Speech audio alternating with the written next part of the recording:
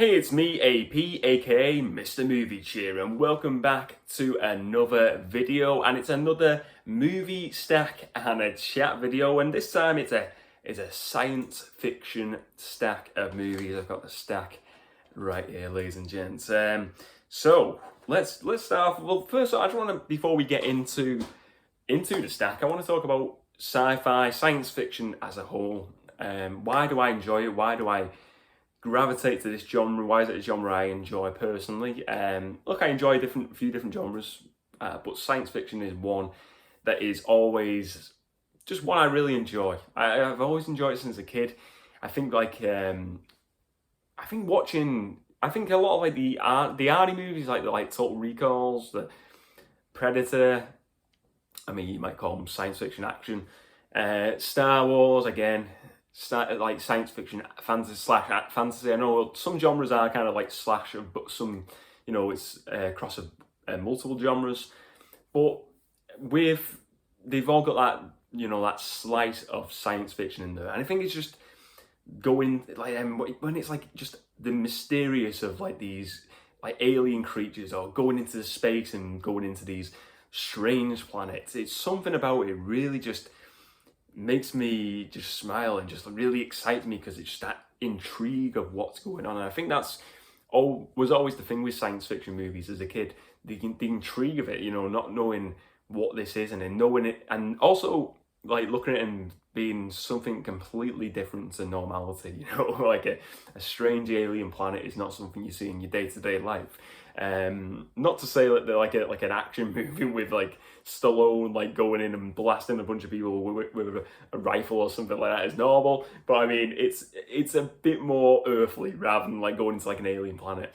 But yeah, just something about science fiction. I think it's just the intrigue of science fiction movies, like your Back to the Futures, the weird concepts, going like, I mean, Back to the Future is just again that is another one from childhood as well. Back to the Future is one where multiple genres, comedy, I'd say comedy, science fiction, Back to the Future. But that is another one where I used to watch them religiously on VHS. I used to love them, and still to this day I love them as well. I really enjoy their movies, and yeah, that's where the interest with me grew with science fiction, because I think a lot of people as well. I think there's most likely a large portion of people who don't like science fiction movies. They don't like that genre of movies, and it's kind of like the way I feel with horror. I'm not like a big horror guy. I don't like horror movies. They scare the life out of me. I'm just not. I don't get that enjoyment, that pleasure of them.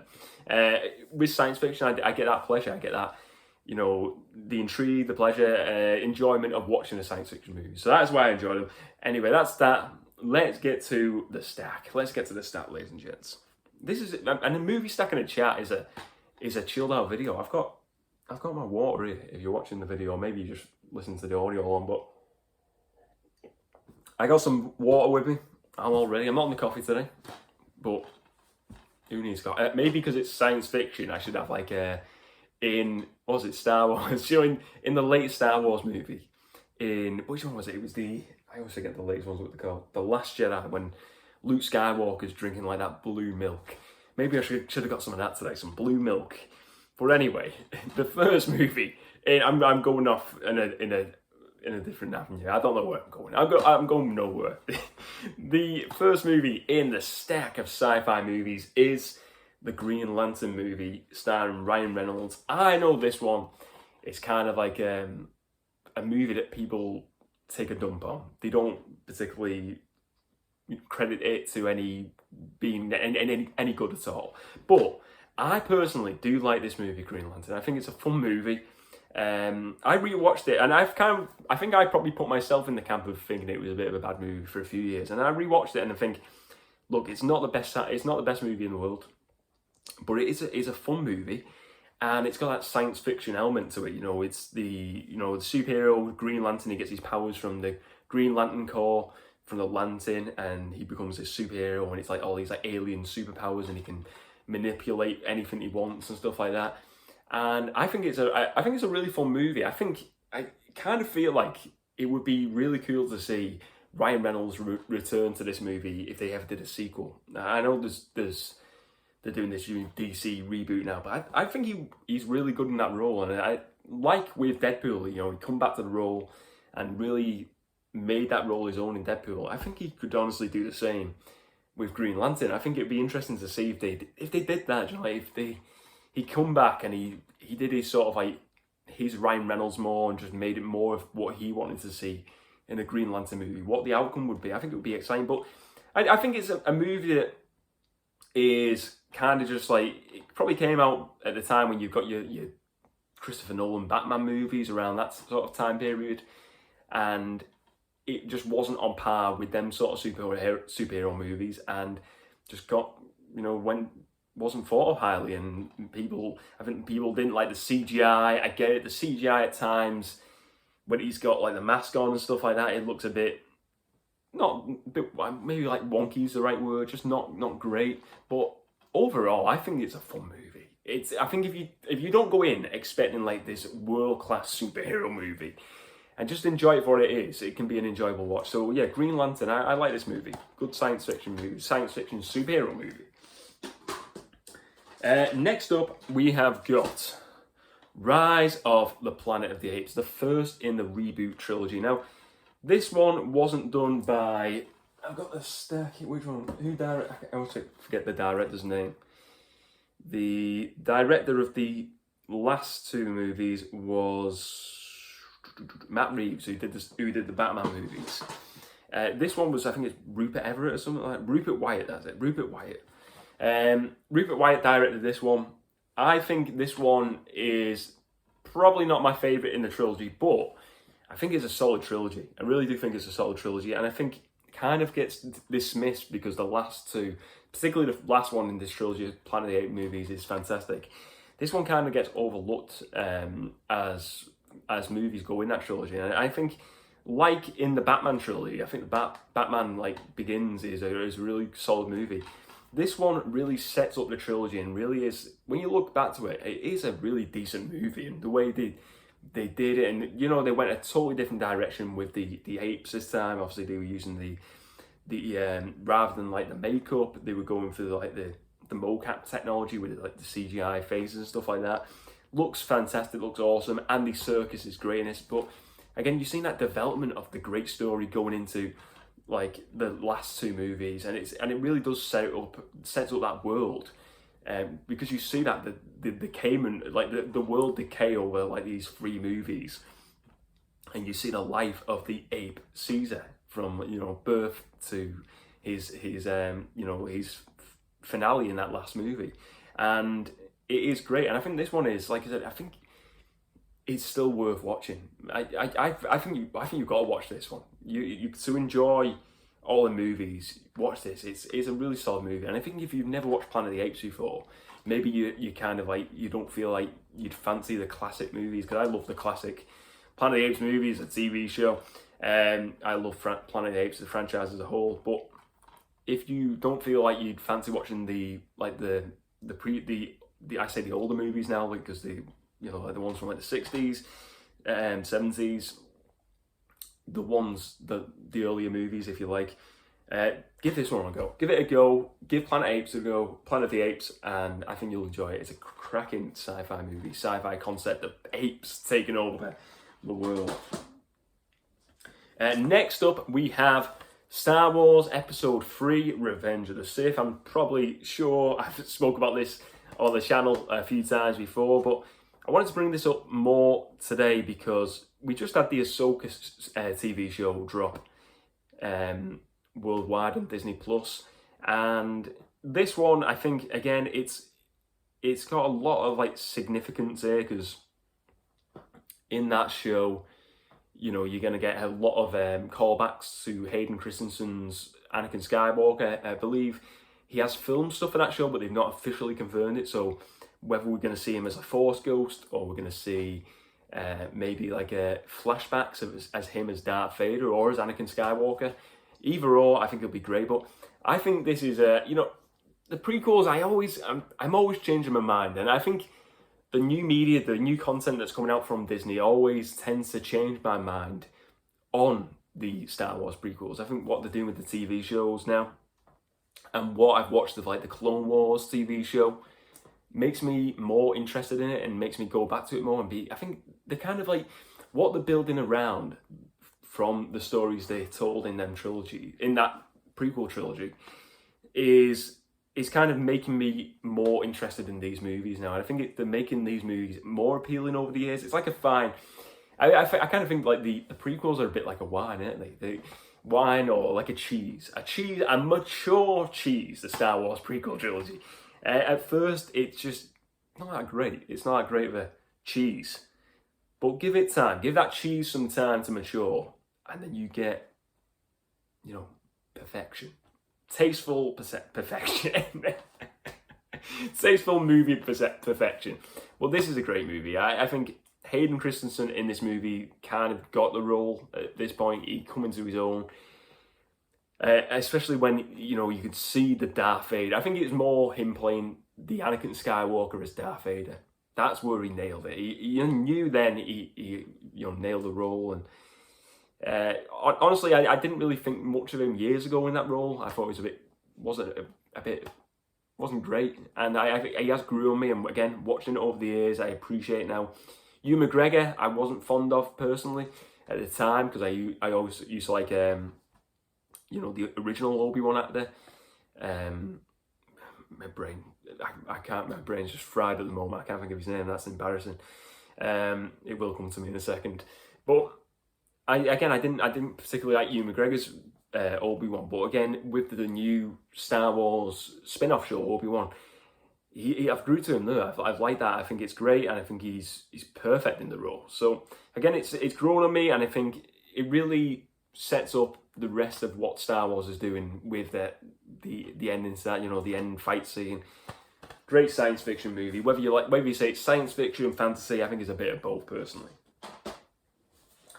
This next one, Blade Runner, the final cut. I know there's been loads of different cuts of this movie, but Blade Runner is one what I watched as a kid on VHS. I remember I think it would have been VHS or an early DVD maybe. And again, going back to Star Wars, big Star Wars fan growing up, watching the original trilogy on VHS, loved them, and Harrison Ford to me was always Han Solo. I never really watched Indiana Jones as a kid. That is something I've watched later on in life, and I've enjoyed and enjoy even more so now. Every time I watch Indiana Jones, I get into a lot more. Blade Runner, I watched it, and I remember watching it as a kid, and I think my dad put it on for me, and he was like, maybe it was like something like my dad was saying, this is Harrison Ford, the guy from Star Wars, and this is Blade Runner. I remember we watched about 20-30 minutes of it. Maybe I was like maybe 10, 11. I thought it was the biggest pile of cow dung ever. I thought it was so slow, the pace of it, and it was just, I was like, what is this? This is just dire straits. This is not what I wanted to say. I thought Han Solo is going to be in it. It's going to be full of action, and it was just, to me as a kid, it was boring, and we turned it off, and he was like, yeah, this is not great, Mr. Movie Cheer. That's what he says. Movie Cheer Jr. And then, yeah, never watched it again till years later as an adult. And I don't know if it was, I think it was before they announced the sequel they were doing, way before that. Watched it as an adult and really enjoyed it a lot more. Enjoyed the film and savoured it a lot more and understood it a lot more. I think maybe because it's a lot of the concepts as a kid, I was like, I don't really understand what's really going on here. It's a bit of a thought-provoking movie in a way, Blade Runner, in some ways. And yeah, I really enjoyed it, and I think visually it's a stunning movie to look at as well. Harrison Ford again plays a really good role as Deckard in this. I really like it.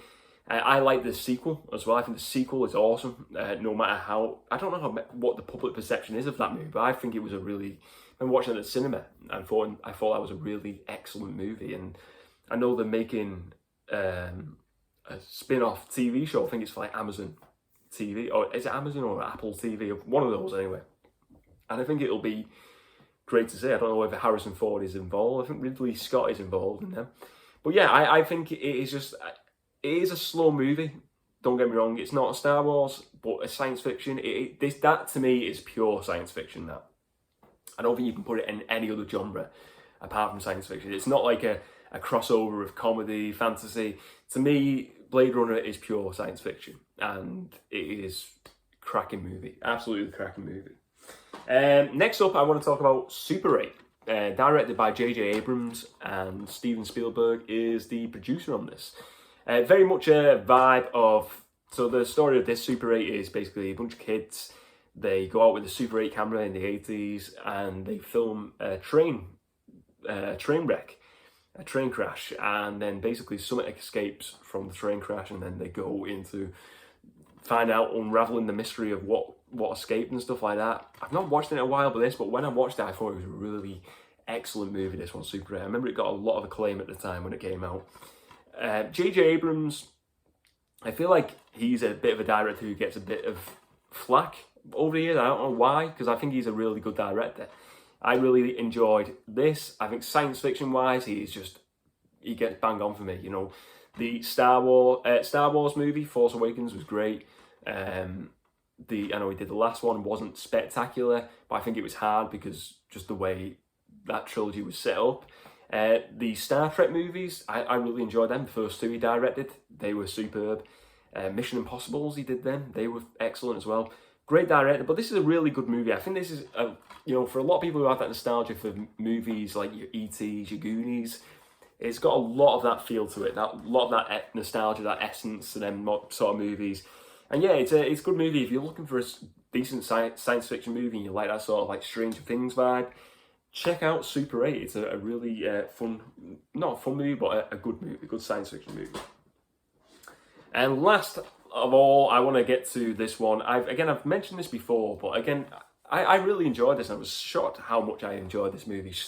Serenity. So this is the spin-off movie of the popular Firefly TV show, which only had one season. It got cancelled, and a few years later, they did this spin-off movie to kind of like tie it all up, really, in a way. But they could still do more with this franchise, and I know it's been a really popular franchise. It's expanded with like comic books and graphic novels, so there's been a lot of life after the actual original initial TV show. But Serenity is I remember picking this up at a charity shop and thought, you know what, I got recommended, I think it was Mark in the community, he was going to send me over Firefly, and I was like, you know what, I've got that much to watch, but thank you very much. And I watched a couple of episodes of Firefly, and I thought it was a good show. I just didn't get into it enough to watch the whole show. But then I thought, can I watch this individually? Can you enjoy this movie without watching the show? And tell you what, you can, because I've never watched the whole season of Firefly. Watch Serenity, and I don't feel like you need to watch Firefly, because I enjoyed it as a science fiction movie alone. It's a really good, solid movie. You've got these bunch of like sort of like cowboys, like a western space adventure. I'd say I'd liken Nathan Fillion's character a bit to like a Han Solo. They're like these like sort of mercenaries going around doing good deeds. And yeah, it's a solid science fiction movie. Joss Whedon, who directed the Avengers movie and the Buffy Angel shows, he's the director on this one. Yeah, great setting. I mean, the sets look amazing. The stories, again, it's a science fiction / fantasy space western adventure. I think if you like Star Wars, The Mandalorian, this will be right up your street. Well worth checking out. And I feel like it's a bit of a hidden gem, because even though Firefly is like this like sort of like cult classic show now, this movie I feel like is kind of like a bit of like a movie that people are maybe not aware of quite often. And yeah, it's a really, really good movie, really solid movie, this one. I really recommend it. Great cast of characters in it. But that is the stack over for today, the science fiction stack. Finally, we got to a sci-fi stack. I think we're going to do these now, keep on doing like different genres and different sort of like taglines on these stacks. But I enjoyed doing this, talking about a genre I really do enjoy. I'm sure we'll do another sci-fi stack at another point in the future. But thank you very much for watching, ladies and gents. Remember to spread a bit of movie cheer. And as always, I will see you next time.